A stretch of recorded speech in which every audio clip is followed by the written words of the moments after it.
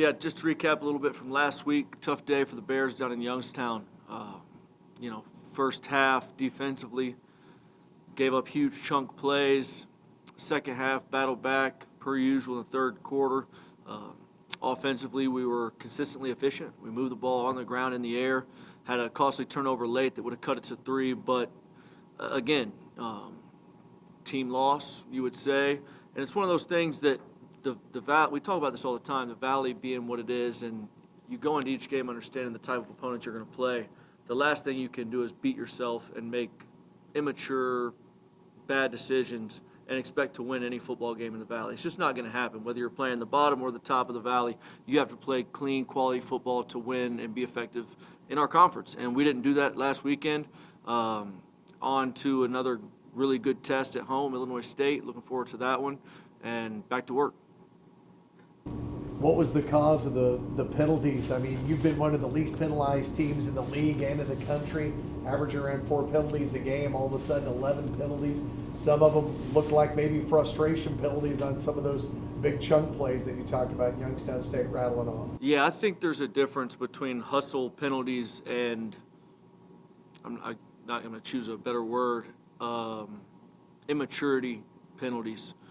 Again, there's a few other words that you could probably use there, but we had a few of both, unfortunately. And like you said, we hadn't been penalized throughout the year like we had in the Youngstown game. But again, we addressed them yesterday as a group. We made sure that guys understand that you have to be able to have competitive composure and be able to handle yourself in stressful situations and do a better job of controlling your emotions.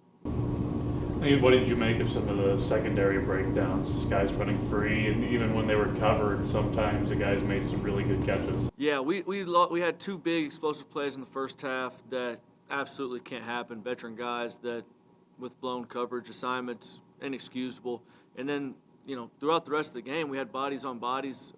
Oliver made some incredible catches. The quarterback was putting it. He was elite. He had one of his probably a career day. He was putting the ball wherever he wanted to put it, and his wideouts were making a ton of unbelievable plays for him. Sometimes that's how it goes, and that's, again, they're a good team, and that's where I go back to talking about everything being about your team and how do you react to certain situations. Are you mature enough to handle pressure, or do you push and shove and get a 15-yard penalty that costs you a first down in critical situations? Obviously, we aren't mature enough to handle that at this point, and we got to continue to get better at that. Piggybacking off Corey, when you asked about the penalties, that seemed to be something that was getting cleaned up, because we'd seen in previous years that was had been a problem. You guys lost at Youngstown State previously because of some penalties late in those games. Just how much of a focus had that been, and just to see a step back the other day, just how frustrating is that? Yeah, it was extremely frustrating. We had put a huge emphasis on it because, like you said, the last few years we've been here, that's been a major problem. We'd be in games and then we'd have a major third down stop and somebody makes a knucklehead play and all of a sudden it's 1st and 10 and they go in and score. Clearly, we up until last week, we had done a good job of it. Like you said, we were top in the country and least amount of penalties, and we took a step back, which was frustrating. But again, when you talk to the guys and you try to figure out the whys and the whats and the hows, they have to understand that everyone's frustrated this time of the year at some points. You can't let your emotions control your actions, and we got to do a better job of that, be more mature. How do you go about correcting that for next week? We'll have some extracurricular work after practice to handle a few of the what I called immature penalties.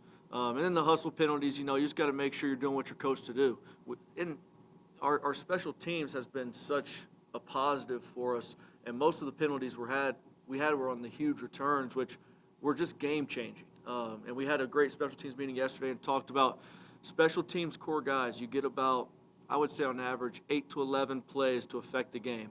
And there are major, major plays in the football game, and you have to be on. That's why you're, core special teams players, and, some of our guys have been great the last few years, and that was uncharacteristic, but we'll get that cleaned up.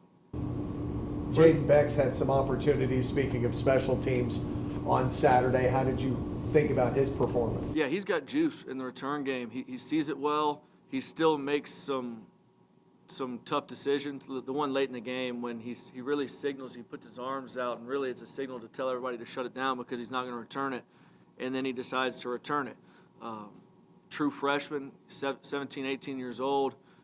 You try to coach that out of him, but he's a young guy, and we're down. He's trying to make a play. We've got some real competitors on the team. You see our energy and our effort. It's not for lack of effort, but it has to be a controlled effort in regards to, again, no issues after the plays are over, and becoming a football team that can win on the road consistently.